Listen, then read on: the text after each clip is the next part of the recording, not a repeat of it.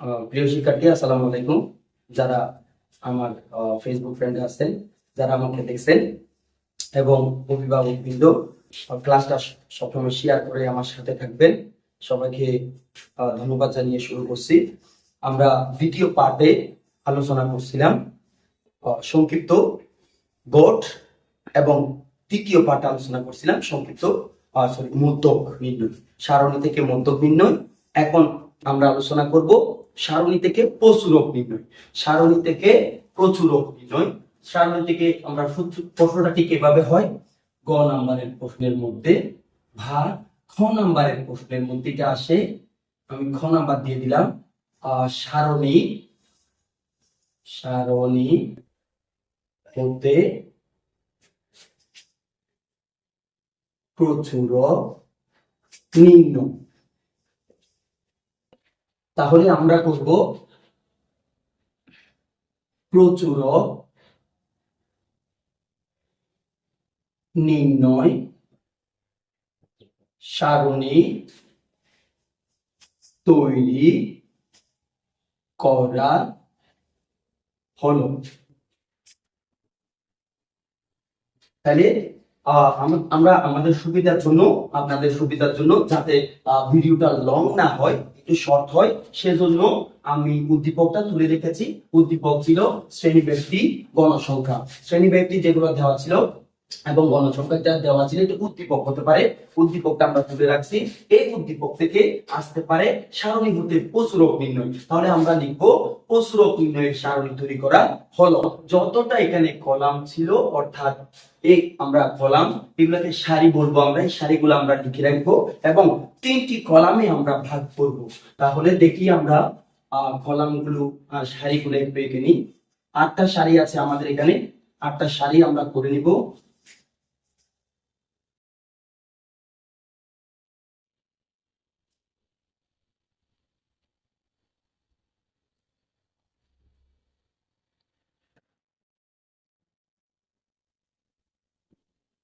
এক, দুই, 8টা সারি আমরা করে নিলাম। একে আমরা 3টা কলামে ভাগ করব। 3টা কলামে ভাগ করব। 3টা কলামে আমরা ভাগ করে নিলাম। প্রচুরক নির্ণয়ের জন্য কিন্তু যদি এমসিকিউতে আসে প্রচুরক নির্ণয়ের কয়টা কলাম করতে হয়, তাহলে 3টা কলাম করতে হয় না, এটা প্রচুরকে নাই। আমাদের অঙ্কের সুবিধার জন্য, সৌন্দর্যের জন্য আমরা 3টা কলাম করে নিলাম। আর শুধু 2টাই লাগবে আমাদের, একটা হলো শ্রেণী ব্যক্তি আর একটা হলো গণসংখ্যা। এই 2টা দিয়ে আমরা প্রচুরক বের করে ফেলতে পারি। আমাদের অঙ্কের সৌন্দর্যের জন্য আমরা 3টা কলাম করে নিলাম।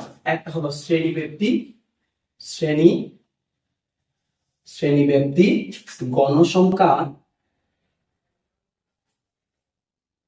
ক্রমযোজিত গণসংখ্যা, ক্রমযোজিত গণসংখ্যা। এটা এই ঘরটা করার অর্থ হলো, অর্থাৎ এই যে 3 নাম্বার কলাম করার অর্থ হলো একই সারণী থেকে মধ্যক প্রচুরক দুইটাই বলতে পারে।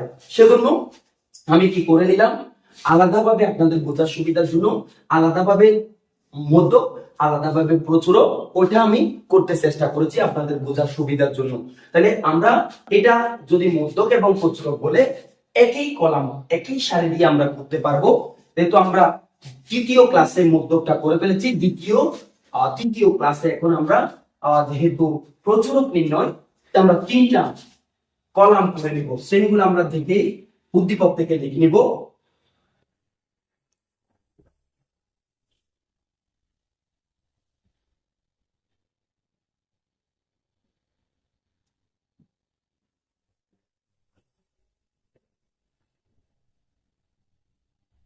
গণসংখ্যাগুলো আমরা দেখে উদ্দীপক থেকে লিখে নিব।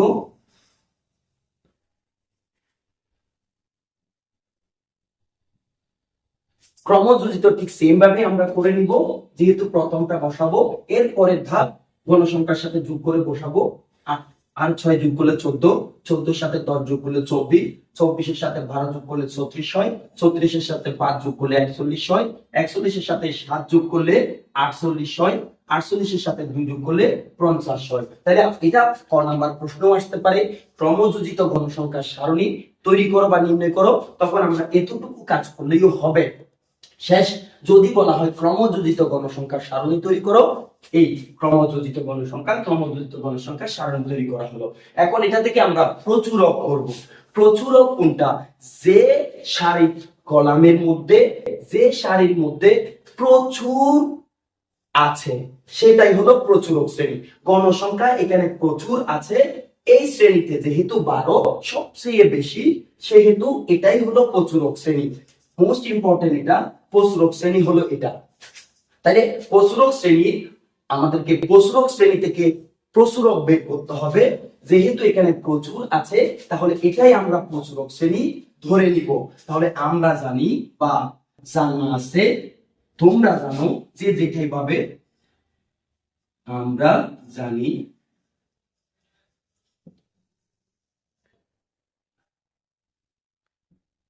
প্রচুরক সমান L plus F1 divided F1 plus F2 into H। এটাই প্রচুরকের সূত্র। সূত্রগুলো আমাদের একদম পূর্ববর্তী ক্লাসে সূত্রগুলো লেখা আছে, আপনারা একটু দেখে নিতে পারেন। আমরা এবার মানগুলা বসাবো। প্রচুরক শ্রেণী কোনটা? যেহেতু এটাই ছিল সবচেয়ে বেশি গণসংখ্যা, এটাই আমরা প্রচুরক শ্রেণী ধরে নিব। তাহলে প্রচুরক শ্রেণীর নিম্ন মানেই হলো L এর মান। L এর মান কত? 61, 61 প্লাস F1। এবার আমরা এই দিকে একটু কাজ করি। এখানে L ইকুয়াল 61, এখানে আছে আমাদের F1, F1টা আমাদের বের করে নিচ্ছি।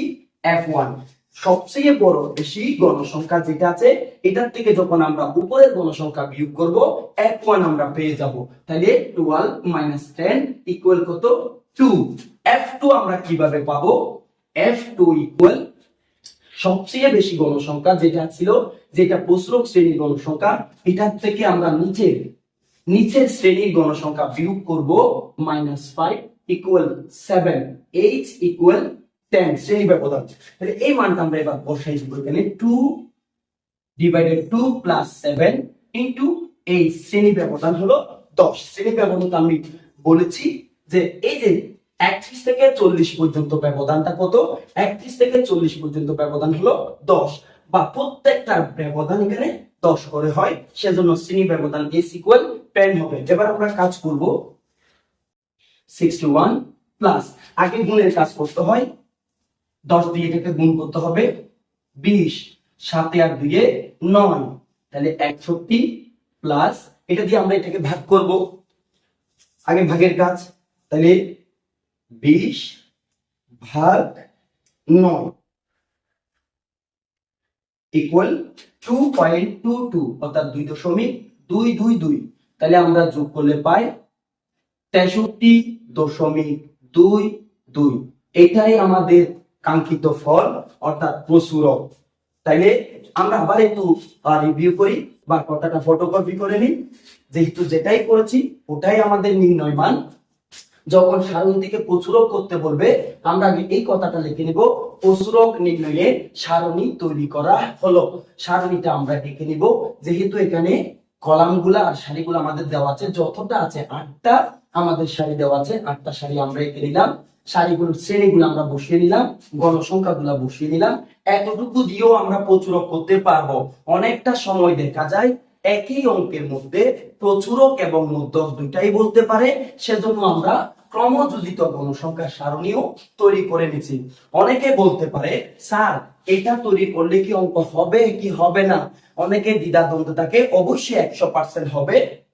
আমার এই যে টিচিং আর যা টিচ দিচ্ছি তার মধ্যে অনেক বছর যাবত এগুলো আমি করাই আসতেছি, সেহেতু বলতেছি, যেহেতু এটা করা যাবে, এটাও করা যাবে, একটা থেকে দুটাই দিতে পারে, প্রচুরক এবং মধ্যক, সেজন্য আমরা করে নিলাম। তাহলে প্রচুরকের সূত্রটাই আমরা চলে যাব। প্রচুরকের সূত্র L plus F1 divided F1 plus F2 into H। F1 টা আমরা কিভাবে পাবো? সবচেয়ে বেশি গণসংখ্যা যেটা দিয়ে আমরা প্রচুরক শ্রেণী করব, এটার থেকে উপরের গণসংখ্যা বিয়োগ করলে F1, এটার থেকে নিচের গণসংখ্যা বিয়োগ করলে F2। তাহলে F1 এর মান 61, L এর মান 61, F1 এর মান আমরা বিয়োগ করে পেয়েছি 12 বিয়োগ 10, 12 minus 10 equal to 2। তাহলে আমরা 2 মানটা এখানে বসাবো। 2 মানটা এখানে বসাবো। 7 কোত্থেকে বসালাম? 7 হলো মধ্য শ্রেণীর যে আমাদের যে প্রচুরক শ্রেণীর যে গণসংখ্যা আছে সেখান থেকে নিচের গণসংখ্যা বিয়োগ করলে f2, তাহলে f2 সমান 12 - 5 = 7। h এর মান শ্রেণী ব্যবধান 10, মানগুলো আমরা বসিয়ে নিব। মান বসানো এই যে 61 বসালাম, এরপর 2 + 7 × 10। আগে গুণের কাজ করব। 10 দুগুণা কত হয়? 20 হয়। 20 ডিভাইডেড কত? 7 আর 2 9 হয়। তাহলে ভাগ করলে আমরা 2.22 পাই। তাহলে যোগ করলে 61 এর সাথে 2.22 করলে তাহলে 63.22 হয়। তাহলে আমার ক্লাসটা যদি আপনারা বুঝে থাকেন সবাই একটু কি করবেন? শেয়ার করবেন। ধন্যবাদ সবাইকে। আসসালামু আলাইকুম।